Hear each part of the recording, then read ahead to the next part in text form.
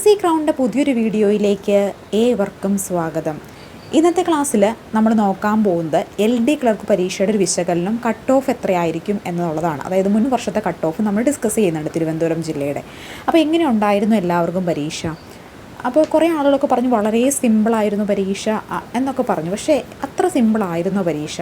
അത്ര സിമ്പിളൊന്നും ആയിരുന്നു ഉള്ളതായിട്ട് എനിക്ക് തോന്നിയിട്ടില്ല. കാര്യം ഇതൊരു എൻ്റെ മാത്രം ഒപ്പീനിയനാണ് കേട്ടോ. കാര്യം പറഞ്ഞാൽ എന്താണ്, ഒരുപാട് സ്റ്റേറ്റ്മെൻറ്റ് ലെവൽ ചോദ്യങ്ങളുണ്ടായിരുന്നു.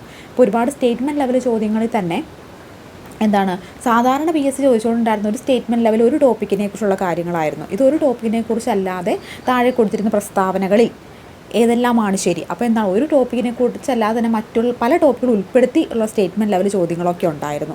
അങ്ങനെയുള്ള കുറേ കൺഫ്യൂഷൻ അടുപ്പിക്കുന്ന കുറേ കാര്യങ്ങളുണ്ടായിരിക്കുന്നു.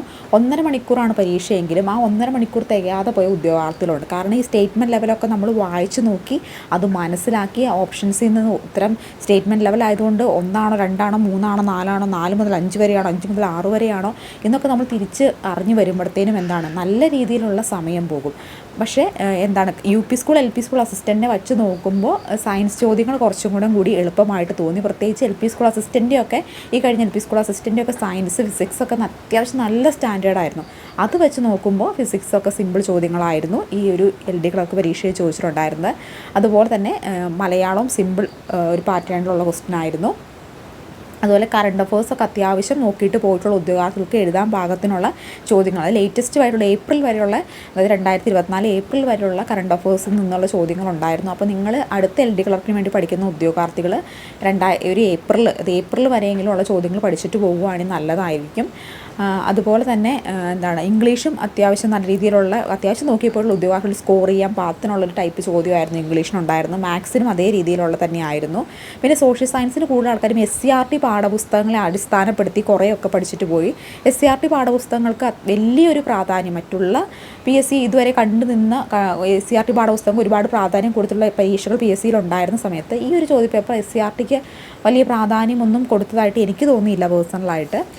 എന്നോർത്ത് നിങ്ങൾ ഇതിന് വലിയ പ്രാധാന്യം SCERT കൊടുത്തിട്ടില്ലോ എന്നാൽ പിന്നെ നമുക്ക് അടുത്ത ചോദ്യത്തൊക്കെ നമ്മൾ SCERT പഠിക്കേണ്ട ആവശ്യമില്ല, വെറുതെ എന്തിനാണ് SCERT പഠിക്കുന്നത് എന്ന് വിചാരിച്ച് കഴിഞ്ഞിട്ടുണ്ടെങ്കിൽ ചിലപ്പോൾ അടുത്ത ജില്ലയ്ക്ക് നടക്കാൻ പോകുന്ന ചോദ്യപേപ്പറുകളെല്ലാം ചിലപ്പോൾ SCERTയിൽ നിന്നായിരിക്കും കേട്ടോ. അതൊന്നും പറയാൻ പറ്റില്ല. അത് നമുക്ക് ആ ഒരു സമയത്ത് ക്വസ്റ്റ്യൻ ഇടുന്ന ആളുടെ ഡിപ്പെൻഡ് ചെയ്തിട്ടായിരിക്കും കാര്യങ്ങളിരിക്കുക. അപ്പോൾ നമ്മളതൊന്നും നോക്കേണ്ട ആവശ്യമില്ല.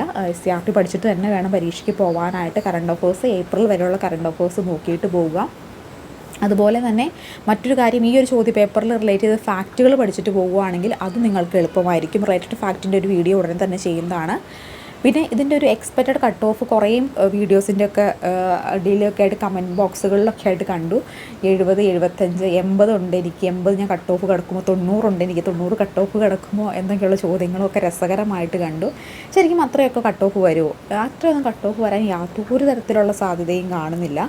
ചോദ്യങ്ങൾ പുറത്തുനിന്ന് ഈ ഒരു പരീക്ഷ എഴുതാതെ, ഇപ്പോൾ നിങ്ങൾ ഈ ഒരു തിരുവനന്തപുരം ജില്ലയല്ല മറ്റേത് ജില്ലക്കാരാണെങ്കിലും ഈ പരീക്ഷ എഴുതാതെ ഈ ക്വസ്റ്റ്യൻ പേപ്പർ വീട്ടിലിരുന്ന് വായിച്ച് നോക്കുമ്പോൾ വളരെ സിമ്പിളായിട്ട് തോന്നും. കാരണം നമ്മൾ ഒട്ടും ടെൻഷൻ ഫ്രീ ആയിട്ടാണ് വീട്ടിലിരുന്ന് ഈ ക്വസ്റ്റ്യൻ പേപ്പർ ഒന്ന് എടുത്ത് ചെയ്ത് നോക്കുന്നത്.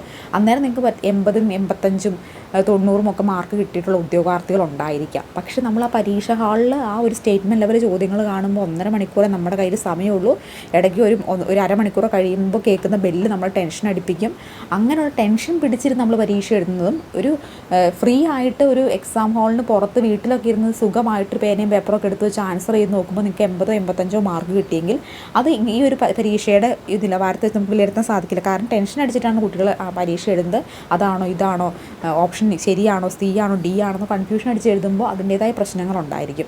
ഇതിനകത്തൊരു കട്ട് ഓഫ് വരാനായിട്ടുള്ള സാധ്യത നിലനിൽക്കുന്നത് ഒരു 60 മുതൽ 65 വരെയാണ്. 60 to 65 ആയിരിക്കാം കട്ട് ഓഫ് വരുന്നത്. 60 to 65 ആണ് വരാൻ സാധ്യതയുള്ളത്. ഒരു 90% സാധ്യത ഇതിന് തന്നെയാണെന്നാണ് എനിക്ക് തോന്നുന്നത്. പക്ഷേ ഒത്തിരി പേര് കമൻറ്റ് ചെയ്തേക്കുന്നത് കണ്ടതുപോലെ തന്നെ വളരെ സിമ്പിൾ പരീക്ഷയായിരുന്നു എന്നൊക്കെ തോന്നും. പക്ഷേ എനിക്കങ്ങനെ ഒരു ഭയങ്കര സിമ്പിളായിട്ട് തോന്നിയില്ല. കാരണം ഇതിനു മുമ്പ് നടന്നിട്ടുള്ള പ്രീവിയസ് ഇയർ ക്വസ്റ്റ്യൻ പേപ്പറൊക്കെ വെച്ച് നോക്കുമ്പോൾ സോഷ്യൽ സയൻസൊക്കെ അത്യാവശ്യം സിമ്പിൾ ക്വസ്റ്റ്യനാണ്. പക്ഷേ ഒത്തിരി സിമ്പിൾ ക്വസ്റ്റ്യൻ ഒന്നും വരാത്ത മേഖലകളും കണ്ടിട്ടുണ്ട്. കാരണം സ്റ്റേറ്റ്മെൻറ്റ് ലെവലൊക്കെ ഒരുപാട് കൺഫ്യൂഷൻ അടുപ്പിക്കുന്ന തരത്തിലുള്ള ഉൾച്ചികഞ്ഞ സ്റ്റേറ്റ്മെൻറ്റ് ലെവൽ ചോദ്യങ്ങളായിരുന്നു. അപ്പോൾ അതുകൊണ്ട് തന്നെ ഒരു 60, 65 ആയിരിക്കണം മിനിമം കട്ട് ഓഫ് വരേണ്ടത്. ഇനി തിരുവനന്തപുരം ജില്ലയിലെ അത് 2021 നടന്നിട്ടുള്ള കട്ട് ഓഫ് എന്ന് പറയുന്നത് 52.67 തിരുവനന്തപുരം ജില്ലയിൽ 2021 നടന്ന പരീക്ഷയുടെ കട്ട് ഓഫ്. തിരുവനന്തപുരത്താണ് കേട്ടോ പറഞ്ഞത് 52.67. അന്നേരം ഇത്രയും കുറഞ്ഞു വരാൻ കാരണം 2021 ക്വസ്റ്റ്യൻ പാറ്റേൺ ഈ രീതിയിലല്ല. സ്റ്റേറ്റ്മെൻറ്റ് ലെവൽ ചോദ്യങ്ങളൊന്നും ഇത്രയും ഇല്ല.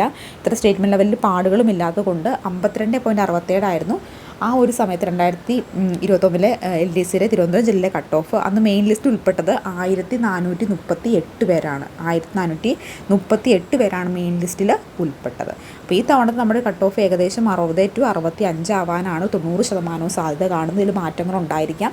ഇത് എൻ്റെ ഒരു നിഗമനം മാത്രമാണ്. അപ്പോൾ ആദ്യമായിട്ട് ചാനൽ കാണുന്ന കൂട്ടുകാരുണ്ടെങ്കിൽ സബ്സ്ക്രൈബ് ചെയ്ത് സപ്പോർട്ട് ചെയ്യണം. അപ്പോൾ നമ്മൾ ഇതിൻ്റെയൊക്കെ സോഴ്സ് ഈ ചോദിച്ച ചോദ്യങ്ങളുടെയൊക്കെ സോഴ്സ് എവിടെ നിന്നാണ് ഉടനെ തന്നെ ഒരു വീഡിയോ ചെയ്തതായിരിക്കും. അതിൽ റിലേറ്റഡ് ഫാക്റ്റുകൾ വെച്ചിട്ട് ഉടനെ തന്നെ ഒരു വീഡിയോ ചെയ്യുന്നതായിരിക്കും. അപ്പോൾ അത്രയേ ഉള്ളൂ. Thank you so much.